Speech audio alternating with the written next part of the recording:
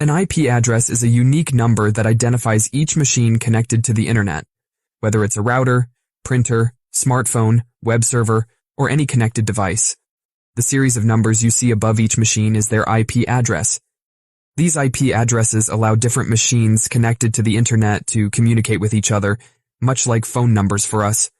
When you want to communicate with someone, you do it through their phone number, which is unique.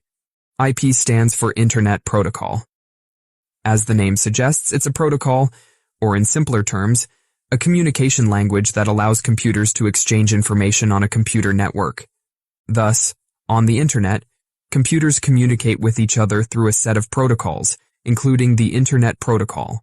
Note that the IP protocol is used on the internet, but not exclusively. The Internet Protocol is also used for exchanging messages between machines on a local network.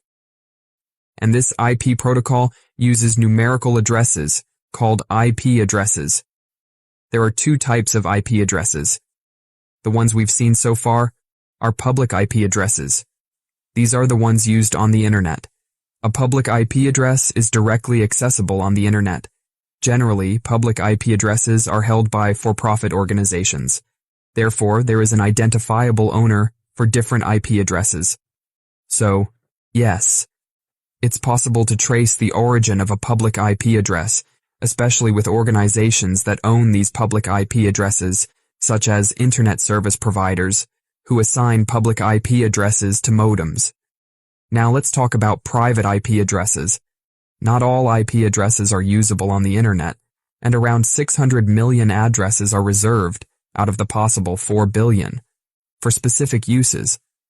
15% of IP addresses are not usable. These are addresses within these following ranges you see here. These private addresses are used internally, within an organization, or by an individual, within a private network, where each device is assigned a unique private IP address. Private IP addresses allow devices connected to the same network to communicate with each other without connecting to the internet. These are non-routable addresses on the internet that anyone can use for their business or home. Next, there's this other unique range of IP addresses. These are routable IP addresses on the internet, but are used as private addresses for internal use by internet service providers for large-scale NATs. NAT stands for Network Address Translation, which involves translating IP addresses into other IP addresses. I won't go into details here as I have a dedicated video on this topic. In any case, these are reserved private IP addresses. But how does it work in practice? At home, in your private network, your personal devices each have a private IP address that isn't disclosed when you connect to the internet. On the other hand, your modem has a private IP address on your local network side and a public IP address on the internet side. In other words, it's this public IP address that allows your modem, and thus your various connected devices, to access the internet. Your modem, acting as a router, handles the proper transmission of data from one network to another, your private network to the internet and vice versa. However, from the internet, only one IP address for your devices will be visible.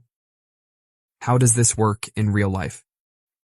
This means that from your computer at home, when you want to access a website like wikipedia.org, your browser needs the IP address to contact the right web server hosting the website.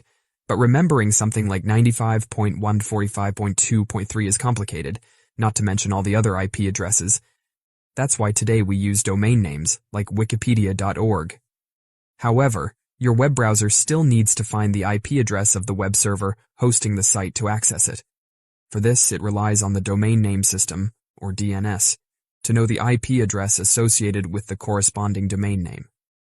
And it's this IP address that allows the browser to know which web server to contact.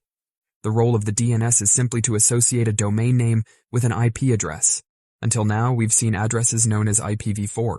In the current IPv4, an IP address is presented in this form, each XX being a number from 0 to 255. I'll spare you the tedious calculations, but with this type of naming, the number of IPv4 addresses is limited to about 4 billion addresses available.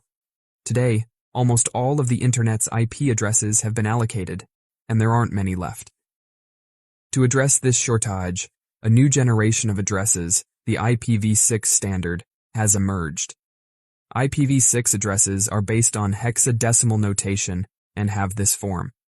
Once again, I'll spare you the tedious calculations, but all this is to say that we'll have approximately 340 sextillion addresses available, 340 followed by 36 zeros. Yes, it's enormous. I don't think we'll have an IP address shortage anytime soon, and IPv6 will be the topic of another video. Today, many ISPs offer both IPv4 and IPv6 internet access simultaneously. If compatible, your equipment probably has an IP address of each type to browse the internet and watch this video.